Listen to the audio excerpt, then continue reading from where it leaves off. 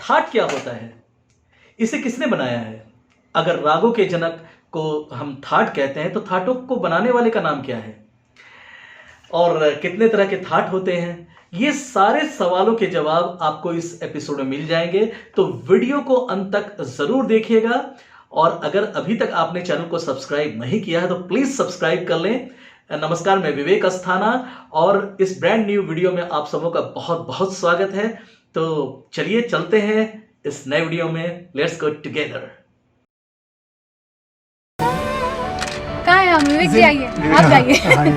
विवेक अस्थाना जी composer. हमारे एक बहुत ही डियर फ्रेंड है विवेक अस्थाना जी। उन्होंने एक एकेडमी खोली है, star academy of music.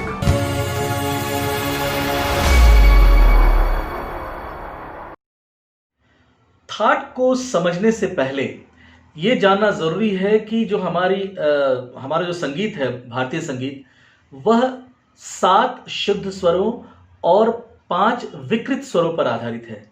Right? अब इनमें से कौन कौन विकृत स्वर हैं?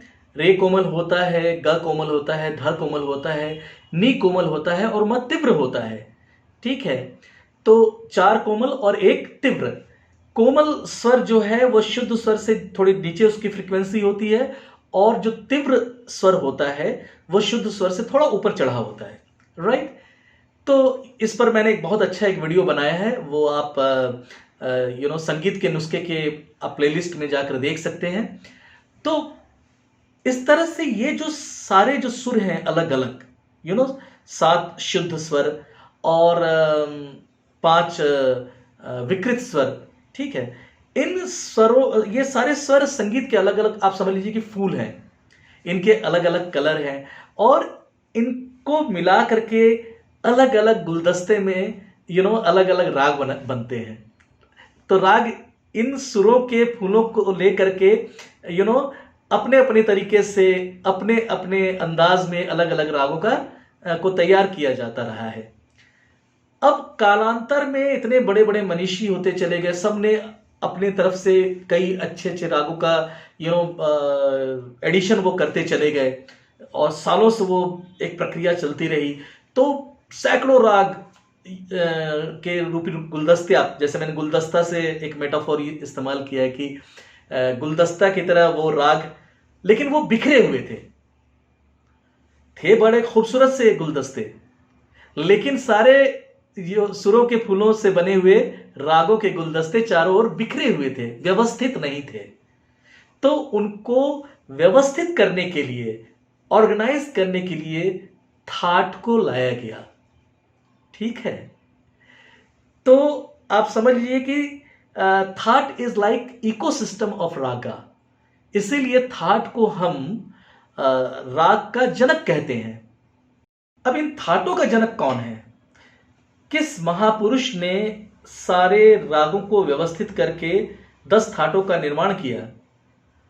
तो उस संगीत के महापुरुष का नाम है पंडित विष्णु नारायण भातखंडे जी। राइट? 1860 में जन्मे पंडित भातखंडे ने पूरे भारत का भ्रमण किया, और बड़े बड़े संगीत के विद्वानों, अलग अलग घरानों, कई गुणीजनों, उस्तादों, सबसे जाकर मिले, शोध किया, चिंतन किया, मनन किया, और फिर 10 थाटों का निर्माण किया। इसमें बहुत सारा श्रेय जाता है दक्षिण भारत के मेलकर्ता सिद्धांत को, वहाँ थाट को मेल कहते हैं, और उसको 1640 में व्यंकटमुखी जी, एक और बहुत बड़े मनीषी पैदा हुए दक्षिण भारत में, उन्होंने इस मेलकर्ता सिद्धांत को प्रतिपादित किया था। तो इन सब प्रेरणाओं को लेकर के भातखंडे जी ने एक बहुत बड़ा काम किया, और जो हम आज 10 थाट देखते हैं वो उनकी ही देन है। तो उन्होंने सारे रागों को, उनकी प्रकृति, उनकी चाल और उनके स्वर लगाव, इन सब चीजों को ध्यान में रख करके 10 थाटों में, आप समझ लीजिए, अलग अलग बास्केट में इन सारे गुलदस्तों को सजा दिया। ठीक है, अब जो थाट होते हैं, 10 थाट, उसमें अलग अलग किसी में रे कोमल हो जाता है, किसी में म तीव्र हो जाता है, जैसे कल्याण थाट में म तीव्र हो जाता है। फिर ग और नी जब कोमल होता है तो काफी थाट हो जाता है। इसी तरह तोड़ी राग में रे ग ध ये कोमल हो जाते हैं, म तीव्र हो जाता है। तो इस तरह से अलग अलग थाट हैं। तो चलिए हम लोग देखते हैं हारमोनियम पे इसको प्रैक्टिकली करके कि ये 10 थाट कौन कौन से हैं। अच्छा, एक चीज मैं बता दूं कि ये थाट जो है उसको वैसे गाया नहीं जाता है, क्योंकि उनसे अलग अलग जो राग निकलती हैं उनको गाया जाता है, उनमें रंजकता होती है, उनका एक स्वर लगाव होता है। लेकिन मैं यहाँ पे 10 थाट को समझाने के लिए जिनको ये मालूम नहीं है उनके लिए मैं सारा बजा करके मैं दिखाता हूँ गा करके, ताकि आप उसको अच्छी तरह समझ पाए। और इसमें मैं जो स्केल ले रहा हूँ वो एक कॉमन स्केल है, जिसको हम काली एक बोलते हैं या सी शार्प। ये मेल वॉइस का एक कॉमन स्केल है। तो चलिए देखते हैं। सबसे पहले हम लेते हैं बिलावल थाट। बिलावल थाट में सारे स्वर शुद्ध लगते हैं, ठीक है। तो कैसे होगा ये? सा रे ग म प ध नि सा सा नि ध प म ग रे सा। तो ये हो गया बिलावल थाट। इसमें सारे स्वर जो थे वो शुद्ध लगे। अब हम आते हैं दूसरे थाट पे, जिसका नाम है कल्याण थाट। और इसमें क्या होता है, एक स्वर अलग हो जाता है, विकृत स्वर लग जाता है इसमें, तो वो है म तीव्र, ठीक है। तो कैसे होगा? सा रे ग म, ये तीव्र लग गया। म प ध नि सा सा नि द प म ग रे सा। ये कल्याण थाट था। अब हम आते हैं खमाज थाट पे। खमाज थाट में भी एक स्वर अलग हो जाता है। वो क्या स्वर है? नी कोमल हो जाता है। आगे देखते हैं कैसे। सा रे ग म प ध नि सा सा नि ध प म ग रे सा। तो आपने देखा कि खमाज थाट में नी कोमल हो गया। अब नेक्स्ट में हम आते हैं भैरव थाट। भैरव थाट में अब दो स्वर अलग हो जाते हैं, रे और ध कोमल हो जाता है। कैसे? देखिए, सा रे ग म प ध नि सा सा नि द प म ग रे सा। तो ये था भैरव थाट। अब हम आते हैं पूर्वी थाट पे। पूर्वी थाट में रे ध तो कोमल होता ही है, साथ में म भी तीव्र हो जाता है। तो भैरव की तरह रे ध कोमल है, लेकिन म तीव्र हो गया। तो कैसे?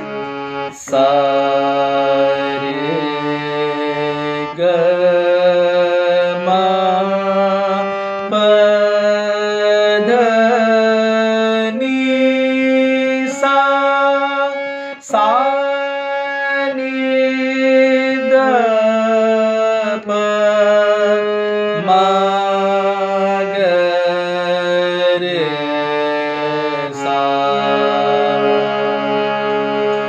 ठीक है, ये हो गया पूर्वी थाट। अब हम आते हैं मारवा पे।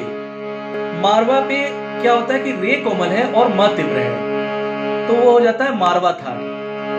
सा रे ग म प ध नि सा, सा नि ध प म ग रे सा। ये हो गया मारवा थाट। अब हम आते हैं काफी थाट पे। काफी थाट में ग और नी कोमल हो जाते हैं, तो कैसे?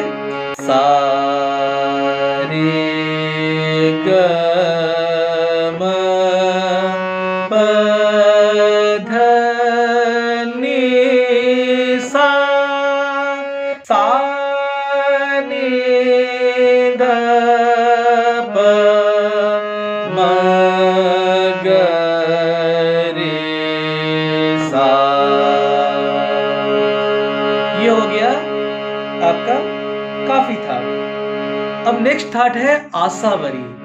इसमें ग और नी कोमल के साथ साथ एक और सुर कोमल हो जाता है, वह है ध। वो क्या है, कैसे? सा रे ग म प ध नि सा, सा नि ध प म ग रे सा। तो ग ध नी कोमल के साथ ये हो गया आसावरी थाट। अब आता है भैरवी। भैरवी में सारे जो कोमल जितने हो सकते हैं, चारों स्वर कोमल होते हैं, यानी रे ग ध नी ये चारों स्वर कोमल लगेंगे, वो हो जाएगा भैरवी थाट। सा रे ग म प ध नि सा, सा नि ध प म ग रे सा। ये हो गया भैरवी थाट। अब हम आते हैं तोड़ी पे, जो हमारा 10वां थाट है, लास्ट थाट। अब तोड़ी जैसा नाम है वैसे ही थोड़ा सा थोड़ा वक्री जैसा है। रे ग ध ये कोमल होंगे और म तीव्र लगेगा, ठीक है? तो कैसे? सा रे ग म प ध नि सा, सा नि ध प म ग रे सा। तो इस तरह से आपने देखा कि 10 थाट अपने अपने अलग अलग सुर लगने की वजह से किस तरह अलग अलग होते हैं, और फिर इस पर अलग अलग एक एक थाट से कई अलग अलग राग निकलते हैं। तो उम्मीद है आपको ये थाट से रिलेटेड वीडियो पसंद आया होगा। तो ज़रूर आप कमेंट बॉक्स में बताएं कि आपको कैसा लगा, कौन सा थाट ज़्यादा अच्छा लगा, और आपको म्यूज़िक से रिलेटेड और कोई वीडियो देखना है तो हमारे जो संगीत के नुस्खे के प्लेलिस्ट में जाकर के देख सकते हैं। और नेक्स्ट वीडियो जो है, एक हमारे दर्शक ने रिक्वेस्ट किया था गमक पे, तो हम अगला वीडियो गमक पर बनाएंगे, तो उसको ज़रूर देखिएगा। तो तब तक के लिए गुड बाय।